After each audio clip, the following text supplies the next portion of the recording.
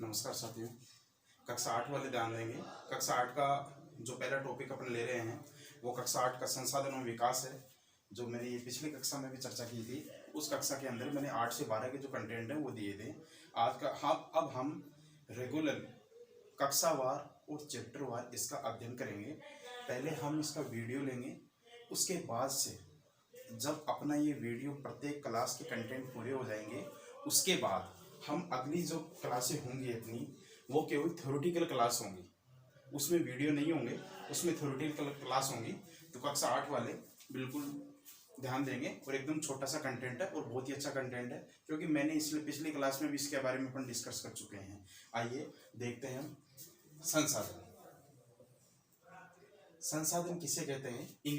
अंग्रेजी में इसको रिसोर्स कहेंगे। RESOURCE, resource. री यानी पुनः और सोर्स यानी साधन। ऐसे साधन जो पुनः मानव की आवश्यकता की पूर्ति करते हैं, ऐसे सभी साधन क्या कहलाएंगे? संसाधन कहलाएंगे। अब संसाधन है जो प्रमुख रूप से संसाधन क्या है, कितने भागों में बांटे गए हैं, संसाधनों का वर्गीकरण क्या है, ये हम पिछली क्लास में भी अध्ययन कर चुके हैं। लेकिन कक्षा 8 वालों के केवल 2 ही प्रकार के संसाधन दे रखे हैं मुख्य। पहला है प्राकृतिक संसाधन और दूसरा है मानवीय या कृत्रिम संसाधन। देखिए, संसाधन किसे कहते हैं? ऐसे साधन जो हमारी आवश्यकता की पूर्ति करते हैं वो सभी साधन क्या कहलाते हैं? संसाधन कहलाते हैं। अब संसाधनों का प्रमुख रूप से मूल्य अपना अपना महत्व होता है। संसाधन चाहे प्राकृतिक संसाधन हो, कृत्रिम संसाधन हो, सबका अपना अपना अलग अलग महत्व है, अलग अलग मूल्य है, अलग अलग उनकी उपयोगिताएं हैं। तो आइए हम देखते हैं। पहला है हमारा प्राकृतिक संसाधन। प्राकृतिक संसाधन किसे कहते हैं? ऐसे साधन जो प्रकृति की देन है, ऐसे साधन जो प्रकृति की देन है वो सभी संसाधन क्या कहलाएंगे? प्राकृतिक संसाधन कहलाएंगे। जैसे कि जल, वन, खनिज, वायु, मृदा, ये सब, मृदा, मिट्टी, ये सब क्या है? प्राकृतिक संसाधन है जो प्रकृति ने हमें उपहार के रूप में दिए हैं। तो आपके 1 नंबर 2 नंबर का क्वेश्चन ये हो जाएगा, प्राकृतिक संसाधन किसे कहते हैं? प्राकृतिक संसाधनों के कोई 2 उदाहरण बताइए। देखिए, पहला है प्राकृतिक संसाधन। ऐसे साधन जो प्रकृति ने हमें उपहार के रूप में दे रखे हैं वो प्राकृतिक संसाधन कहलाएंगे। उपहार के रूप में जो दे रखे हैं, ऐसे प्राकृतिक संसाधन 2 प्रकार के आपके मुख्य कोर्स में शामिल हैं। पहला है नवीकरणीय और दूसरा है अनवीकरणीय।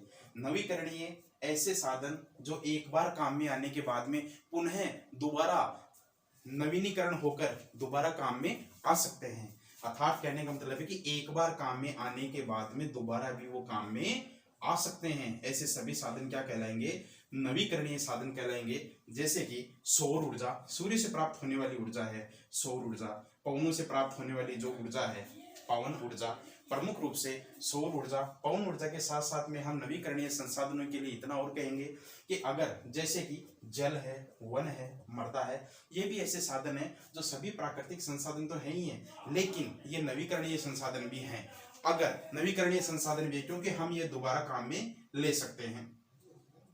जल है, अगर जल है, दूषित जल है, तो हम उसको वापस प्लांट में उसको साफ करके उसको वापस रिफिल करके उसको काम में ले सकते हैं। लेकिन ये ऐसे संसाधन है कि अगर इनका हम दुरुपयोग करेंगे अर्थात सदुपयोग से इनको काम में नहीं लेंगे तो आने वाले समय में ऐसे संसाधन हमारे लिए बड़ी मुसीबत बन सकते हैं। इसलिए ये प्रमुख रूप से जो संसाधन है जो प्रकृति ने दे रखे, हमें इनको बहुत ही सदुपयोग से काम में और सीमित मात्रा में जितनी आवश्यकता हो उतने ही काम में लेना चाहिए, चाहे जल हो, वन हो और मृदा यानी मिट्टी हो।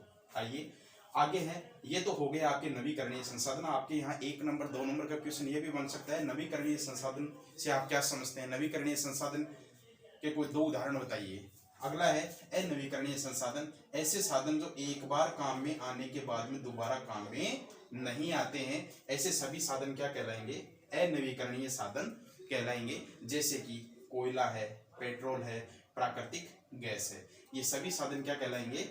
एक बार काम में आने के बाद में ऐसे साधन है। जैसे पेट्रोल है, पेट्रोल एक प्रमुख रूप से ऐसा संसाधन है या ऐसा साधन है जो एक बार इसके अवशेष नहीं बचते, इसका अवशेष नहीं बचता है, इसलिए एक बार काम में आने के बाद में ये साधन दोबारा काम में नहीं आते हैं।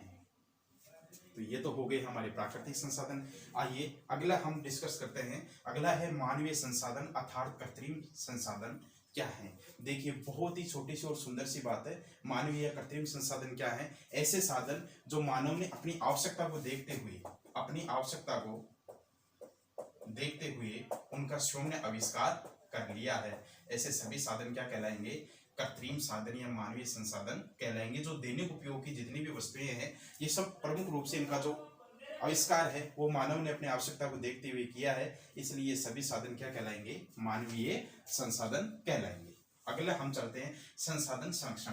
देखो संसाधन संरक्षण यानी जो ऐसे साधन जो हमारी आवश्यकता की पूर्ति कर रहे हैं उनका संरक्षण यानी उनकी सुरक्षा करना क्यों जरूरी है?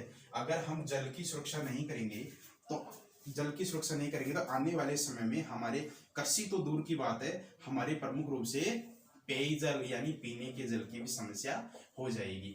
इसलिए हमें संसाधनों का संरक्षण करना भी जरूरी है, धीरे धीरे सुरक्षा करनी जरूरी है। अगर हम वनों की कटाई या अंधाधुंध इनकी कटाई या पशुचारण करेंगे तो प्रमुख रूप से धीरे धीरे वनों की कमी होने के बाद वनों की कमी होती जाएगी और हमें प्रमुख रूप से शुद्ध जो ऑक्सीजन है वो भी नहीं मिल पाएगा। ऐसे ही हम मृदा के लिए सोच सकते हैं, अगर मृदा दूषित होगी धीरे धीरे तो प्रमुख रूप से उत्पादन में कमी आएगी। इसलिए हमारे को संसाधन संरक्षण यानी उनकी सुरक्षा करना भी जरूरी है। अगला पॉइंट है, ये वेरी मोस्ट पॉइंट आपके लिए, मोस्ट पॉइंट, सतत पोषणीय विकास क्या है? सतत पोषणीय विकास, इसके लिए सीनियर में भी आता है ये टॉपिक। सतत पोषणीय विकास क्या है? मानव को अपनी आवश्यकता को देखते हुए और अपने भविष्य को देखते हुए यानी भविष्य के साधनों को देखते हुए ही संसाधनों का सदुपयोग करना चाहिए। अर्थात भविष्य को देखते हुए, ऐसे नहीं कि अभी हम प्रेजेंट टाइम में जितना जल हमारे को उपयोग में ले रहे हैं उसका उपयोग भी हमें भविष्य को देखते हुए करना चाहिए कि आने वाली पीढ़ी के लिए ये संसाधन सुरक्षित रहेंगे या नहीं रहेंगे। तो इन सभी चीजों को देखते हैं तो भविष्य को देखते हुए सभी साधनों का उपयोग करना चाहिए, चाहे सौर ऊर्जा हो, पवन ऊर्जा हो, जल हो, वन हो, मृदा हो, अर्थात सभी साधनों का भविष्य को देखते हुए उपयोग करना चाहिए। उसी को क्या कहेंगे? सतत पोषणीय विकास कहते हैं। इसके साथ में आपके फर्स्ट चैप्टर में कुछ शब्दावली के प्रमुख शब्द दे रखे हैं, जैसे कि पेटेंट। पेटेंट क्या है? किसी भी वस्तु का आविष्कार करना और उसको फिर बाजार में मूल्य पर लाभ अर्जित करना। किसी भी वस्तु का आविष्कार करके और उसको किसी फर्म द्वारा उसको मूल्य में लाभ के लिए बाजार में उतारना या सेल करना या उसको प्रमुख रूप से का क्रय विक्रय, ये तो हो गया आपका पेटेंट। अगला है प्रौद्योगिकी। प्रौद्योगिकी से आप समझते हैं वर्तमान में जितने भी आविष्कार हो रहे हैं या प्रौद्योगिकी का अवश्य हम टेक्नोलॉजी कह सकते हैं। धीरे धीरे जितने भी अपने शिक्षा में ले लो, प्रमुख रूप से शिक्षा में जो जिस प्रकार की डिजिटल क्रांति आई है, डिजिटल जो क्रांति आई है उसी को हम क्या कहेंगे? टेक्नोलॉजी। इसी के साथ में ये आपका चैप्टर नंबर 1 पूरा होता है। आप इस सारणी का प्रमुख रूप से सारणी का अच्छा अध्ययन कर लें, इसी सारणी के द्वारा आपका चैप्टर नंबर 1 कंप्लीट होता है। अगली क्लास में हम कल की क्लास में चैप्टर नंबर 2 के साथ मिलेंगे। अभी ये वीडियो के रूप में कंटेंट उपलब्ध होंगे। अगली जो हमारे सिलेबस है उसकी हम केवल थ्योरी पढ़ेंगे, उसमें आपको वीडियो उपलब्ध नहीं होगा।